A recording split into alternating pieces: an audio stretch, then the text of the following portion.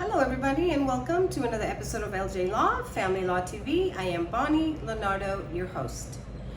Today's question comes to us from Sandra. She wants to know if her child has the right to tell the judge which parent she wants to live with.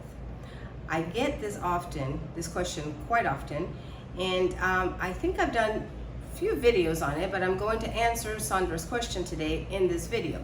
Before I get started with that, I want to remind you that if you have questions about this topic or any other family law topic, don't hesitate and go to vegasdivorcemeeting.com. I'll be more than happy to sit down with you to discuss your particular situation. So Sandra has a 13-year-old daughter who refuses to go be with her father and has told her mom that she wants to live with her and her only.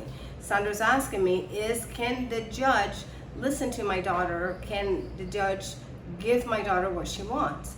And so the answer to this is maybe, possibly, depending. I know this is a very attorney answer, but that is how it goes with this question. The courts are very hesitant to involve children when it comes to custody issues. They don't want to put children in between the parents' fight for custody, which makes sense. They want to protect the rights of the children. They want to make sure that whatever is done in a custody battle is in the best interest of the children. However, there are some times in a situation like this when the courts decide that the child needs to be interviewed. And so the court will interview the child to ask the child what their preference is. Now, although the judge is looking for the child's input, it is not the only factor that the court takes into account when making a decision about custody. So when the court decides to interview the children or the child, it may do it in these ways. One, by directly testifying on the stand, putting the child on the stand during the evidentiary hearing.